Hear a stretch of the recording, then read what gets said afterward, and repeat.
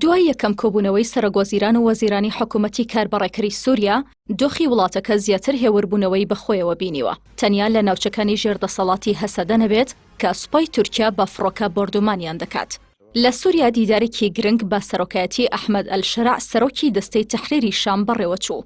تێیدا محەممەد بەشیر سەرۆکی پێشووی حکوومەتی ڕزگاری خوازی سووریا لە ئیدلیب بۆ پێکێنانی حکوومەتی ڕاگوزەر لەو وڵاتە ڕاستپێردرا. دوابەدوای ئەم دیدارە کۆبوونەوەیکی فراوانتر بە سەرۆکایەتی محەممەد بەشیر و وەزیرەکانی پێشووی سووریا ئەنجام درا و لە پاش کۆبوونەوەکە محەممەد بەشیر ڕایگەیاند لەلایەن سەرکردایەتی گشتی سووریاوە ڕاست پێردراوە بۆ بەڕێکردنی کاروباری حکوومەتی ڕاگوزەر. ئەمەش لە پێناو ڕادەستکردنی بەڵگەنامە و دامەزراوە حکوومیەکاندا. وتیشی حکوومەتێکی کاتی با بەشداری ژمارەیەک وەزیر پێک دەهێنێت بۆ ڕایکردنی کاروبارەکان تا 3 ئازاری 2025. هەروەها ڕایگەیاند گەلی سووریا شایستەی ژیانێکی باشن و هەموو هەوڵێکە دەن باشترین خزمەتگوزاریەکان پێشکەش بکەن.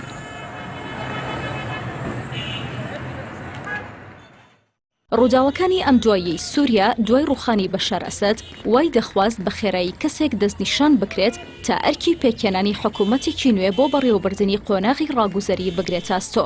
دوای هەڵبژاردننی محەممەد بەشیر بۆ ئەم پۆستە، پرسیارەکان لەسەر ئەرکی ئەم حکوومەتە و کارە چاوەڕوانکراوەکانی بۆ ئامادەکردنی کەشێکی ئارام و سەلامەت و بێلایەن دروست دەبێت. ئەمەش لە پێناو ئەنجامدانی هەڵبژاردنێکی ئازاد بە بەشداری تەواوی پێکهاتەکانی سووریا.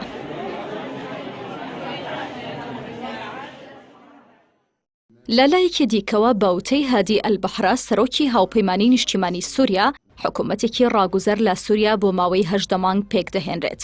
دەشڵێت دەبێت لە ماوەی 6 مانگدا ڕەشنووسی دەستور دابڕێژرێت. دەستور دیاری دەکات کە ئایا سووریا سیستەمی پەرلەمانی، سەرۆکایەتی یان تێکەڵاو دەگرێتە بەر. لەسەر ئەم بنەمایەش هەڵبژاردن دەکرێت و خەڵک سەرکردەی خۆیان هەڵدەبژێرن. هەر کاتێک حکوومەتی ڕاگوزەر لە سووریا دەست بەکار بوو، گرنگی با بەڕێوەبردننی هەستیارترین پۆستەکان دەدات. ئەوانیش وەزارەتەکانی بەرگری، دەرەوە، ناوخۆ و هەواڵگرین. دوای ئەوانیش کەرتەکانی دیکە گرنگیان پێدەدرێت.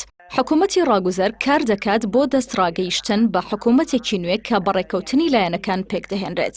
بە جۆرێک هەمووان بەبێ هیچ پەراوێز خستنێک بەشداری تێدا بکەن. گەورەترین ئاڵنگاری بەردەم حکوومەتی ڕاگوزەریش ئەوەیە چۆن بتوانێت لەم دۆخە پڕ لە گۆڕانکاریەدا وڵات لە ئاژاوەگەڕی و ناسەقامگیری بپارێزێت. سەبارەت بە ڕۆڵی هێزەکانی سووریای دیموکرات هەسەدە لە سووریای نوێدا، مەزلوم کۆبانێ فەرماندەی گشتی هەسەدە ئاماژەی بەوە کردووە بەنێوەندگیری ئەمریکا پەیوەندیان لەگەڵ دەستەی تەحریری شامدا هەیە. دووپاتیشی دەکاتەوە کە هیچ پەیوەندیەکیان لەگەڵ ڕژێمی پێشووی سووریادا نییە.